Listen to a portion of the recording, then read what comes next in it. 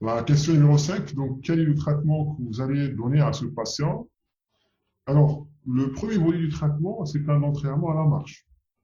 Donc, on va demander au patient de faire du sport. Vous allez me poser la question, comment on va demander à un patient qui n'arrive même pas à marcher, d'ailleurs, il venait donc à votre consultation la deuxième fois parce qu'il n'arrive même pas à marcher.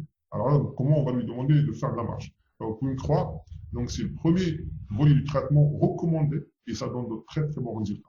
Voilà ce qui est recommandé. Donc, on demande au patient de faire 3 séances d'une heure par semaine pendant au moins 3 mois, ou bien carrément un exercice quotidien au-delà de 30 minutes. Donc, dans d'autres ailleurs, il y a des centres spécialisés pour ça. Nous, on n'a pas de centre pour ça, donc on pourra donc apprendre donc en consultation à le patient de faire ça.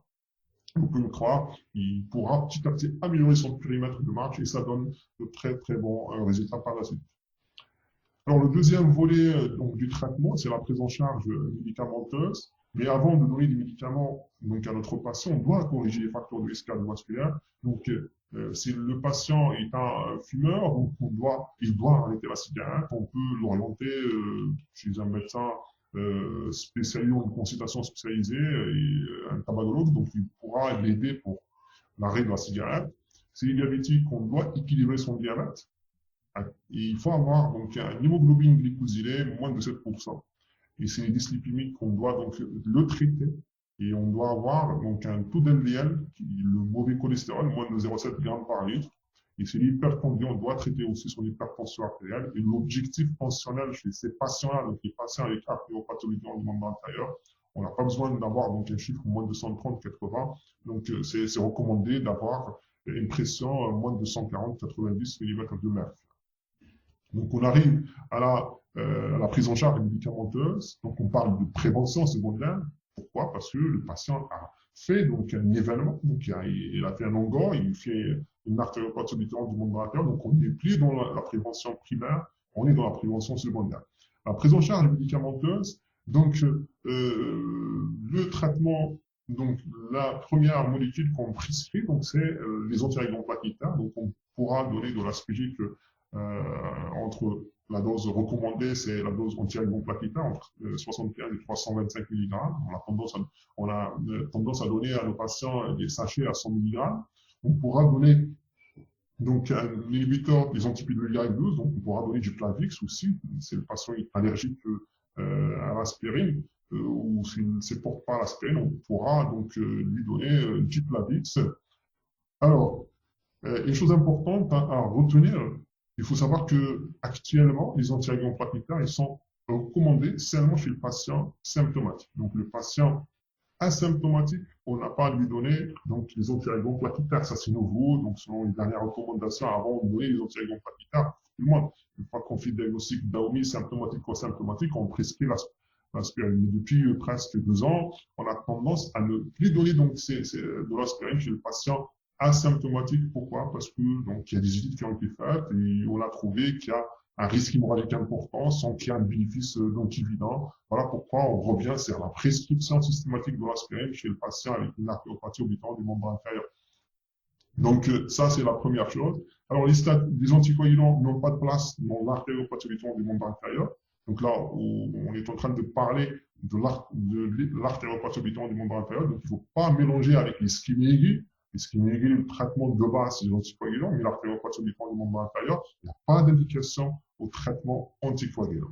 Alors, les statines, ils sont recommandés chez tous les patients avec une AOMI, symptomatique ou asymptomatique. Il faut savoir que les statines ont un effet bénéfique, un effet stabilisateur plutôt de plaques d'athérosclérose, que ce soit donc au niveau du membre inférieur ou bien au niveau des artères coronaires.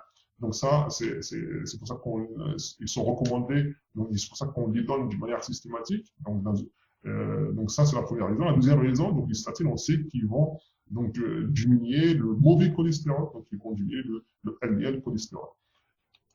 Alors, les IEC, les inhibiteurs d'enzymes de conversion, ou bien les antagonistes donc, de l'angiotensine 2, on les donne chez le patient.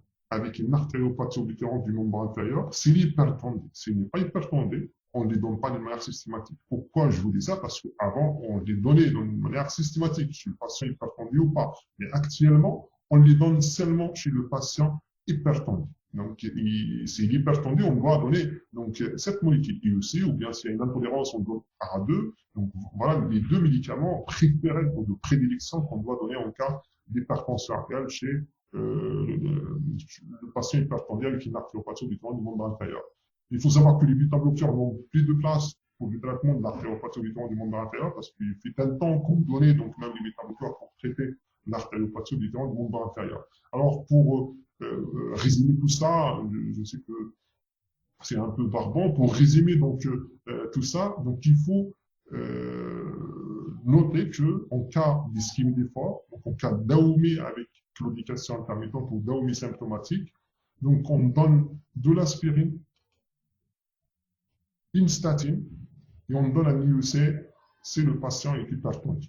Donc voilà donc les trois classes thérapeutiques qu'on pourra donner chez le patient avec une artériopathie du membre inférieur symptomatique. Aspirine, statine, donc bithérapie, IEC ou ARA2, c'est le patient est aussi hypertendu. Donc ça c'est facile. Chez le patient avec une AOMI asymptomatique, là, donc on ne donne pas d'aspirine, on donne seulement donc des statines et on donne un IEC, c'est le patient est hypertendu. Donc il n'y a pas vraiment, c'est pas très compliqué pour retenir ça. Alors, comment on gère une claudication intermittente sur le plan pratique?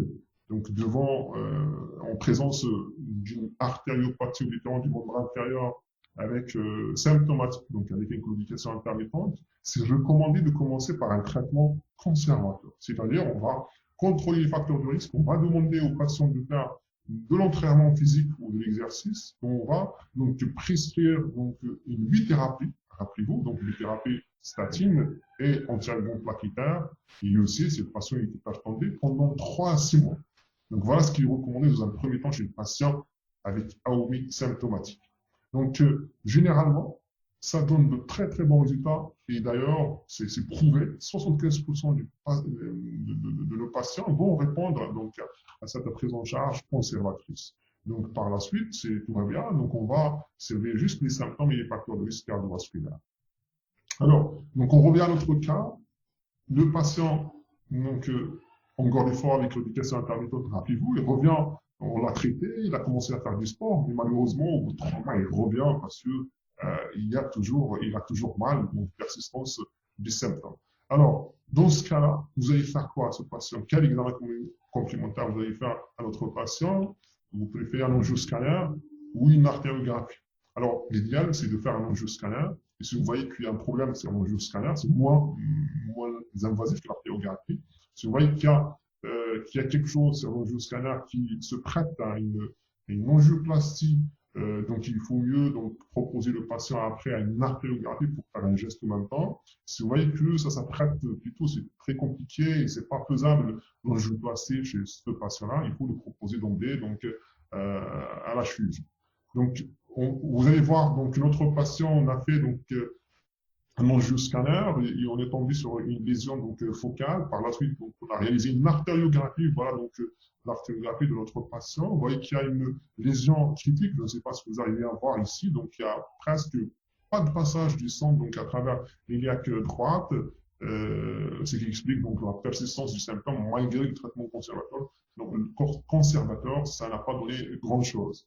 Donc chez ce patient, on est dans ce cas précis, donc après 3 mois, donc, il rentre dans les 25%, les résultats ne sont pas très favorables, donc c'est recommandé de faire donc, un angioscanner, et puis par la suite, si vous voyez que, si on voit que un geste interventionnel est faisable, donc on fera une artériographie pour faire une angioplastie. Si on voit qu'il n'est pas faisable, donc on propose au patient d'emblée à une chirurgie vasculaire. Donc voilà ce qu'on a fait chez notre patient, on a réalisé une angioplastie donc au ballon, et le patient donc, il sortait donc, le jour même avec un très bon résultat. Alors l'angioplastie, c'est comme celle qu'on réalise au niveau du coronaire, donc c'est la voie d'abord c'est par voie artérielle fémorale ou bien par voie radiale, donc on mettra donc un stent de part et d'autre de cette lésion et comme ça donc on permettra une irrigation correcte du membre. Alors, donc, quand est-ce qu'on propose un traitement chirurgical interventionnel chez le patient? Première indication, c'est lorsque le patient continue à se plaindre malgré un traitement conservateur bien conduit, donc au bout de 3 mois, comme c'est le cas chez notre patient. Donc, on n'a pas à proposer un traitement intervention chirurgicale d'emblée. Donc, on propose d'abord un traitement conservateur et puis tout va bien, tant mieux. On a vu que 75% de nos patients vont répondre à ce traitement. Dans les 25% restantes, dans ce cas-là, on doit proposer autre chose aux patients, donc soit un traitement chirurgical ou bien un traitement interventionnel. Alors, il y a 2 cas où on pourra proposer d'emblée, sans qu'on passe par un traitement, sans qu'on attend les 3 mois du traitement conservateur. Le premier cas de figure, c'est lorsqu'on a des lésions proximales invalidantes, on va voir un exemple par la suite, ou bien lorsqu'on a des lésions menaçantes, c'est-à-dire on a une lésion serrée, mais il n'y a pas de collatéralité. Donc, ces 2 cas de figure, on pourra proposer d'emblée un traitement chirurgical ou interventionnel à ces patients-là, bien évidemment avec les traitements conservateurs. Donc voilà un exemple d'un patient avec une lésion proximale invalidante. Vous voyez là, donc, il y a une oblitération de l'iliaque droite, de l'iliaque gauche, ou ce qu'on appelle une oblitération du carport aortique. Donc ce patient, il se plaint d'une claudication avec douleur fessière, il a une impuissance, il a une abolition du pouls fémoraux d'une manière bilatérale, et ce qu'on appelle le syndrome de Lurich. Donc le syndrome de Lurich regroupe une oblitération du carport aortique, une claudication intermittente avec douleur fessière, une impuissance, une abolition bilatérale du pouls fémoraux.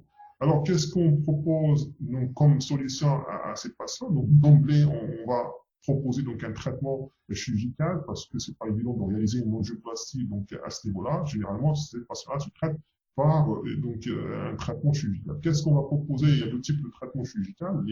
On pourra donc faire soit un pontage par prothèse ou bien un pontage par une veine. Et vous voyez donc chez ce patient-là, puisque l'obstruction est très haute, donc on sera obligé de faire 2 abords, un abord abdominal et un abord au niveau du membre inférieur. Donc on ne pourra pas faire un pontage veineux, donc on fera un pontage plutôt par prothèse aorto-fémorale. Le pontage veineux, donc c'est une veine qu'on prélève du membre inférieur et on va circuiter la sténose de part et d'autre de cette sténose.